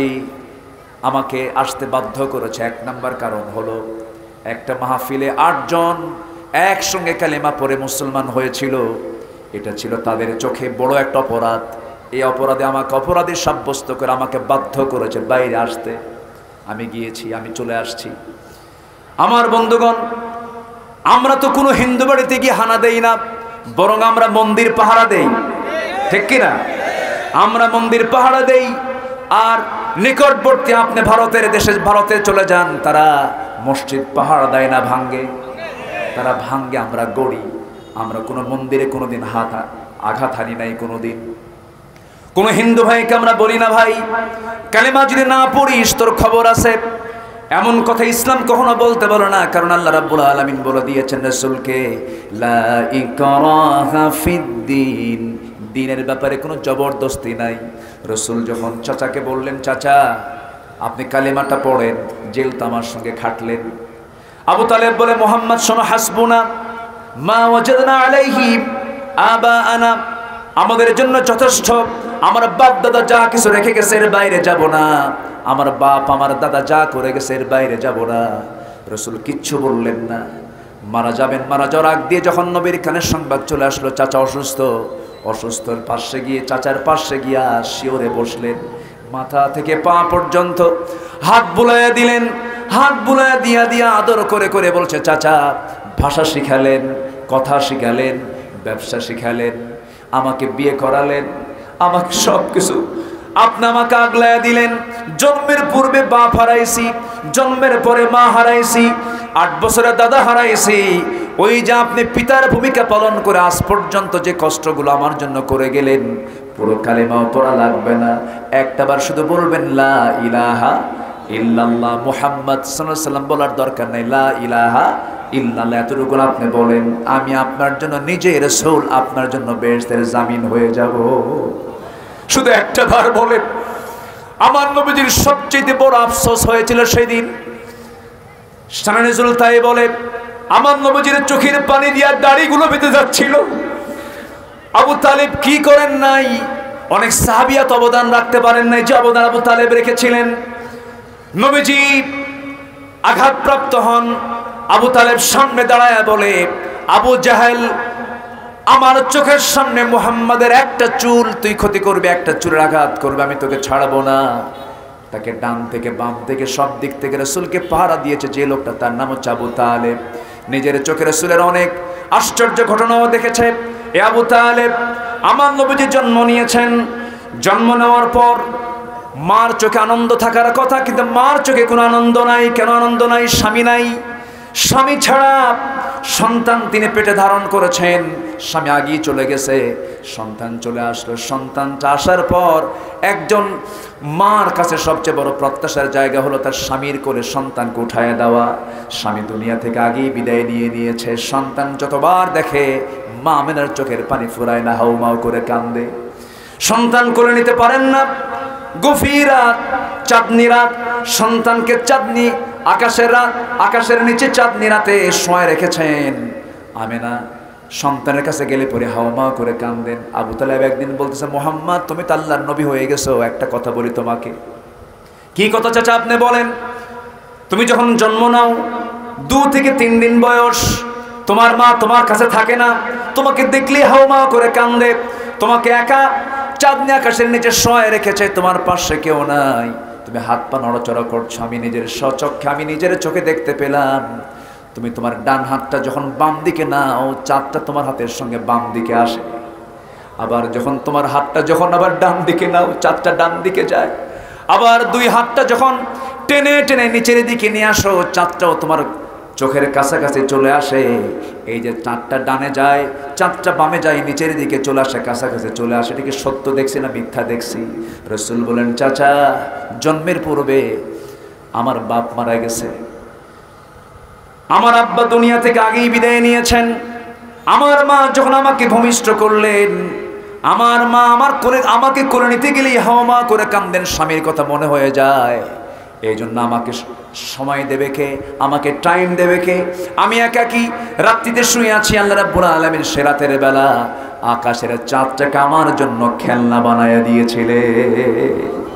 আমার বন্ধুগণ, সেই রাসূলকে আদর করে করে আবু তালেব বড় করলেন। রাসূল নবুয়ত পেলেন, তার সঙ্গে জেলও খাটলেন। এত ত্যাগ, এত কুরবানি স্বীকার করার পরেও আবু তালেব দুনিয়া থেকে বেঈমান হয়ে দুনিয়া থেকে বিদায় নিয়েছেন।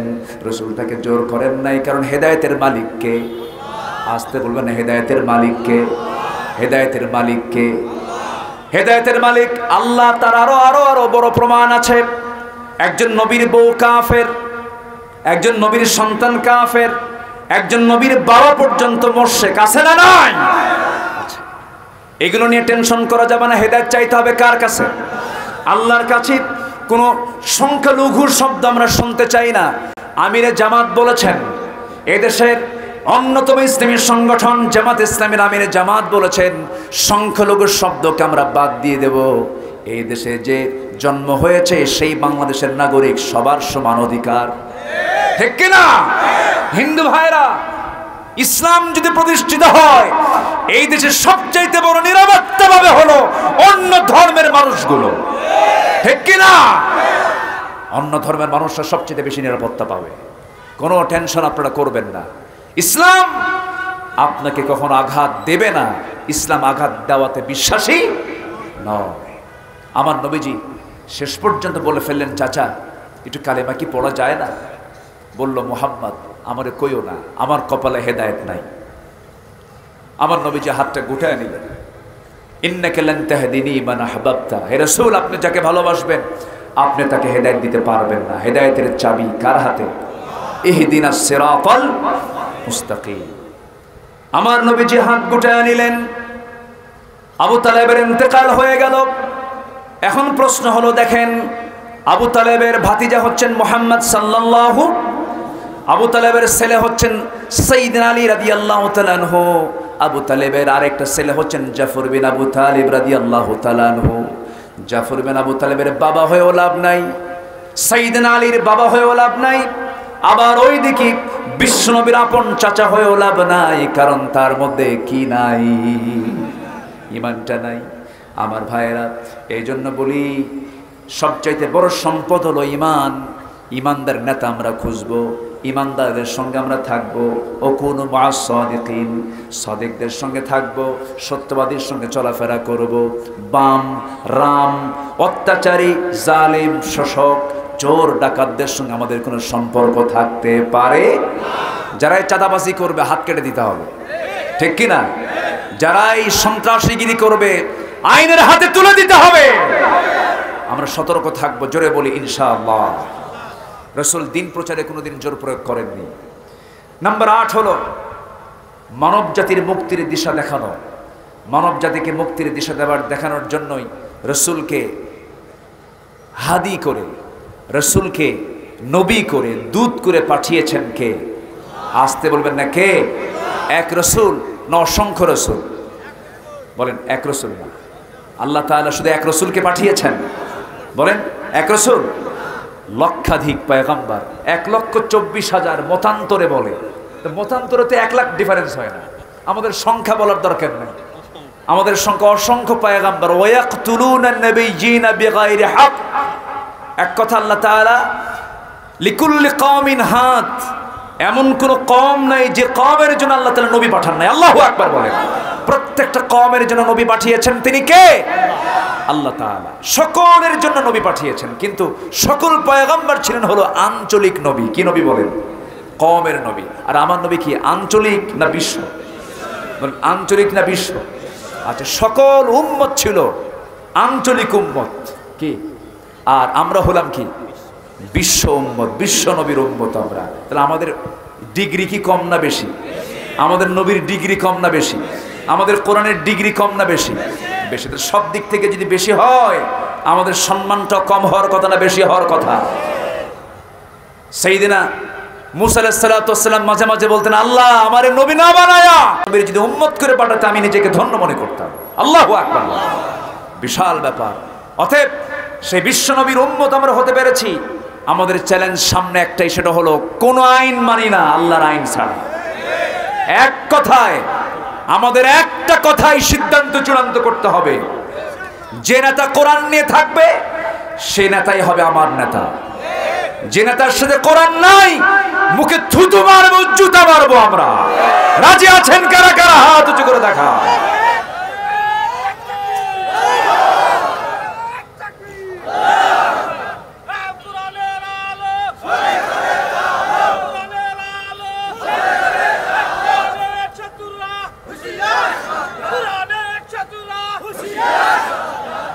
আল্লাহ কবুল করুন, জোরে বলি আল্লাহুম্মা আমিন। আরো জোরে আল্লাহুম্মা আমিন। সাবাত আবুহুর সব চুরি করে নিয়ে চলে গেছে। ওরা জানে আমরা আর কোনোদিন বাংলার জমিনে ঠাঁই পাবো না। একেবারে খাইছে, যা নিয়ে গেছে তা দিয়া 500টা পদ্মা সেতু হতো, শত শত মেট্রো রেল হতো। এই দেশের কাঠামোগত উন্নয়নের জন্য যা বাজেট লাগতো তার চাইতে ডাবল ডাবল তারা লুটপাট করে নিয়ে চলে গেছে। সব নিয়ে চলে গেছে, কিন্তু নিয়ে গেলে হবে কি? আমরা নিয়ে যেতে দেব না, আমরা সব বের করে আনবো। জোরে বলি ইনশাআল্লাহ। আরো জোরে বলি ইনশাআল্লাহ। এই জন্য একতাবদ্ধ হওয়ার দরকার আছে না নাই? কার দাড়ি ছোট, কার দাড়ি বড়, কার দাড়ি আছে, কার দাড়ি নাই, কার মাথার টুপি লম্বা, কার মাথার টুপি গোল, কার জালি টুপি, কার ভরা টুপি, কে ফাড়া পাঞ্জাবি, কে জুব্বা, কে পায়জামা, কে প্যান্ট, কে কোন দরবার, কে নাভিতে হাত বাঁধে, কে বুকে হাত বাঁধে, কে আমিন আসতে বলে, কে আমিন জোরে বলে, এগুলো দেখার সময় এখন নাই আমাদের। কোন দরবারের ধোঁয়া দিবেন না। কোরআনকে সামনে রেখে, কোরআন কয়টা? আল্লাহ কয়জন? নবী আমার একজন। আমাদের নবী এক, আমাদের আল্লাহ এক, আমাদের কিতাব এক।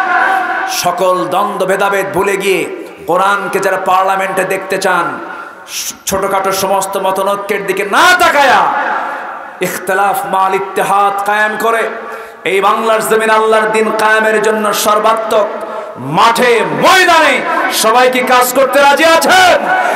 রাজি আছেন? কোন কোন বীর জওয়ানরা হাত উঁচু করে দেখা।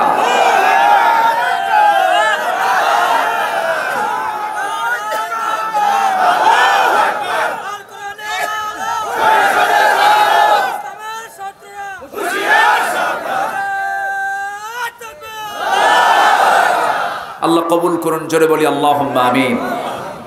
সম্মানিত ভাইয়েরা, সম্মানিত বন্ধুগণ, এখান থেকে বাড়ি যাওয়ার পর গুরুত্বপূর্ণ একটা নামাজ আছে। সেই নামাজের নাম কি? আলহামদুলিল্লাহ। আলহামদুলিল্লাহ। বাংলাদেশের ইতিহাসে একটা ইউনিয়নে 3টা কামিল মাদ্রাসা। কোন জেলা? বুঝলাম না, ছাত্রের চাইতে মাদ্রাসা বেশি। হ্যাঁ,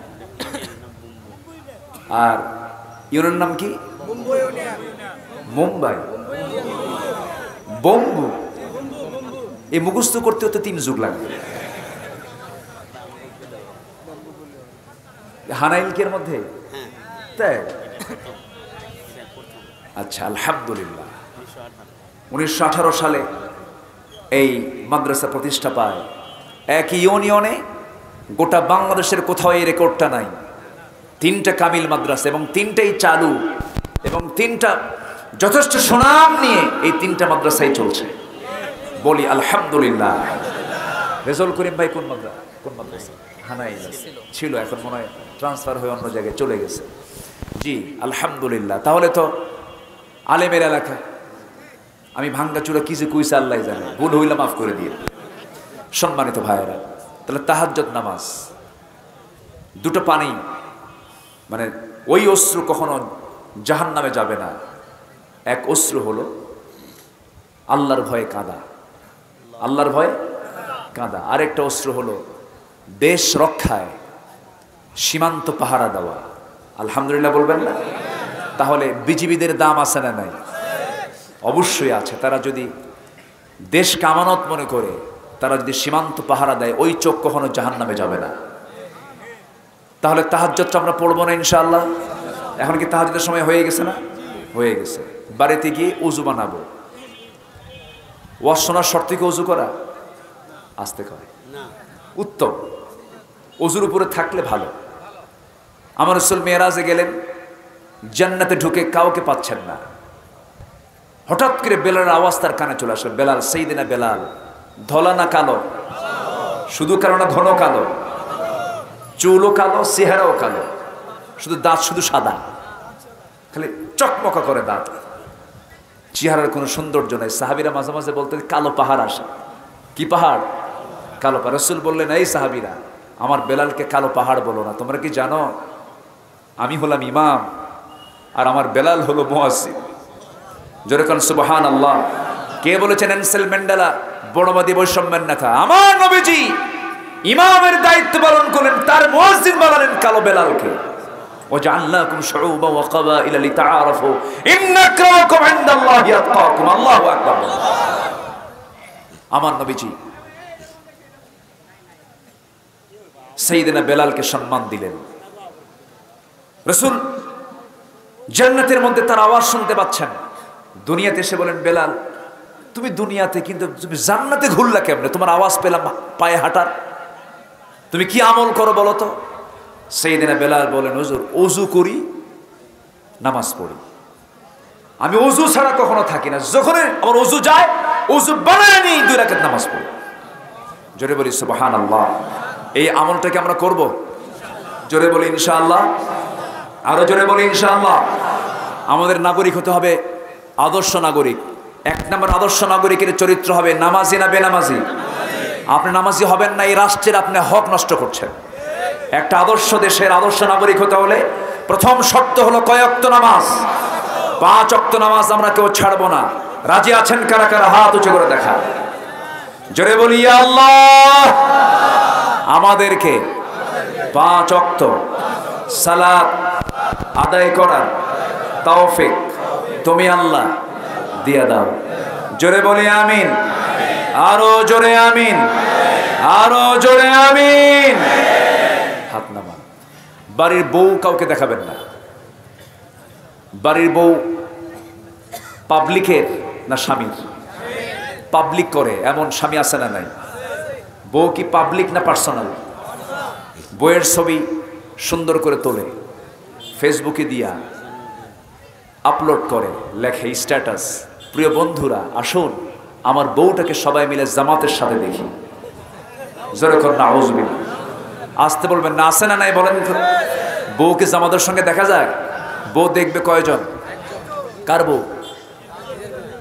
ভালো করে কোন, কার বউ? নিজের বউ না অন্যের বউ? নিজের বউ। অন্যের বউ দেখা কি? আসতে কয় অনেক কিছু আরাম। আরাম না হারাম? আরো জোরে, আরো জোরে। শালিকে দেখা যাবে, শালিকে আজ থেকে শালিকে দেখা যাবে। শালিকে দেখা কি? কিচ্ছু কয় না, কোন জোরে কোন? হারাম। আচ্ছা, শালার বউ, শালা বিয়া করে নাই, শালার বউ দেখতে যায় এমন দুলাভাই আছে না নাই? এটা কি সুন্নতে মুআক্কাদা? আসতে কয়। শালাকে বলে তুই কি বউ বুঝিস কিছু? বউ কেমন কি আমার তো অভিজ্ঞতা আছে, দেখছেন কত বড় লুচ্চা আছে না নাই? বউ দেখবে, বিয়ে করার জন্য বউয়ের পাত্রী দেখতে যাবে, মানে পাত্রী নির্বাচন করার জন্য দেখতে যাবে। ছেলে নিজে না ছেলের বাবা যাবে? ছেলের দুলাভাই যাবে? কে যাবে? ছেলে নিজে দেখবে। দুলাভাইও জায়েজ নাই, বাবাও জায়েজ নাই। এগুলো ভুল করে। আবার কিছু নামাজিও আছে, শালি নিয়ে ঘোরে, বউ নিয়ে ঘোরে না। বউ তো পুরাতন, শালিকে বলে ও ঠন্ডা, হুন্ডায় চড়া। শালি মনে মনে চিন্তা করে যে কোনোদিন এই মেলা দেখি নাই, গোপীনাথের মেলা দেখি নাই। হুজুর কিন্তু সব খবর রাখে। তো গোপীনাথের মেলায় দুলাভাই যখন অফার করছে, এই চান্স তো জীবনে নাও আসতে পারে, যাই। হুন্ডায় চড়ছে, লজ্জাও পায়, দুলাভাই মানুষ। তো পিছনে উঠে চিন্তা করে গায়ের সঙ্গে গা লাগালে কেমন হয়, এটা তো উচিত না। তো গাটা না লাগাইয়া মাঝখানে একটা ফাঁকা রাখছে যেন গা না লাগে, পিছনে শক্ত করে ধরে আছে। দুলাভাই এমন আরাম পাচ্ছে না, আছে না? আছে না? সামনে যায় এমন ব্রেক মারে, এক ব্রেকে গ্যাপ পুরো। আছে না নয়? শালি মারা গেছে, দাফন করতে হবে। তো শালির কবরে নামছে হলো দুলাভাই। হুজুর দেখে কয় লা হাওলা ওয়ালা কুওয়াতা ইল্লা বিল্লাহ। এই তুমি নামছো কেন? তোমার নাম হারাম। দুলাভাই মনে মনে করে সারা জীবন তাজা শালি হুন্ডা নিয়ে ঘুরলাম, কোনো ফতুয়া নাই। মরার পরে মরে গেছে শালি, এখন কয় হারাম। সম্মানিত ভাইয়েরা, আমাদের ভালো হওয়ার সময় আমরা এখন পেয়েছি।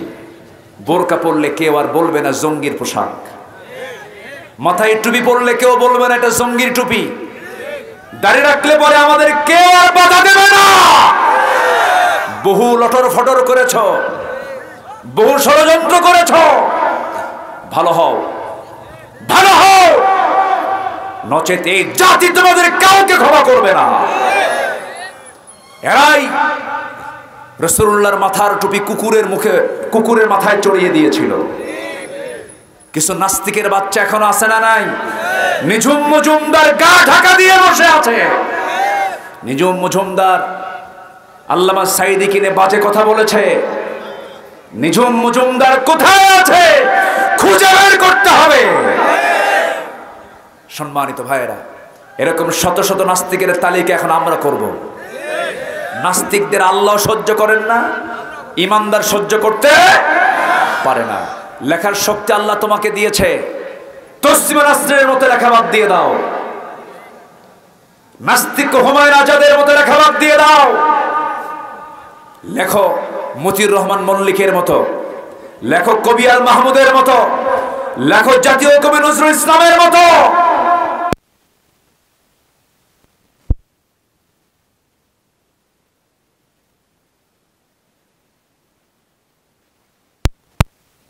স্ট্যাটাস দিতে সাবধান হয়ে যাবা। ফেসবুক একটা গুরুত্বপূর্ণ প্ল্যাটফর্ম, এই প্ল্যাটফর্মকে তোমরা প্রশ্নবিদ্ধ করবা না, তাদেরকে আমরা সতর্ক করে দিচ্ছি। আমরা মাফ করতে জানি কিন্তু অন্যায়কে ক্ষমা করতে জানি না। আল্লাহ আমাদের সবাইকে বোঝার তৌফিক দান করুন। জোরে বলি আল্লাহুম্মা আমিন। আজ আমি তৃপ্তি ভরে নাম ধরে কিছু কথা বলতে পেরেছি, এই সুযোগ দিয়েছেন কে? আসতে বলবেন না কে? প্রত্যেক রাতে, প্রত্যেক দিন সকালবেলা আমি যখন বাড়ি থেকে মাহফিলের উদ্দেশ্যে বের হতাম, বউকে বলতাম, বউ আমার চললাম তো, কি যে হয় আল্লাহ জানে, কোন যে কোন মামলায় পড়ে, যে আগামী 8 তারিখও মামলার হাজিরা আছে। এমন চাকরি দিছিল আমারে, বিদেশে যাব কখন টেনশন। ঘুরবো কখন টেনশন। এমন মামলা 18 কোটি মামলা, 18 কোটি এই দেশের নাগরিকের বিরুদ্ধে মামলা হয়েছিল। দেশটা বানিয়েছিল কারাগার। তাই আমরা দেখেছি 8 তারিখে মামলার হাজিরা আছে। তো বললো, উকিল সাহেব বললো আপনার না আসলেও হবে। বললাম যে কেন? এটা কি বলবেন? আপনি যা বলবেন তাই করে দেব। তাই বললাম যে না, একটু যাই, একটু সাক্ষাৎ করে আসি। বুঝলেন না? একটু সাক্ষাৎ করে আসি, একটু দেখা সাক্ষাৎ হয় না বহুদিন, সাক্ষাৎটা করে আসি। হামজার মামলা থেকে তাকে অব্যাহতি দেওয়া হয়েছে। আলী হাসান ওসামার মামলা অব্যাহতি হয়েছে। তারপরে গুনবীর মামলা অব্যাহতি হয়েছে।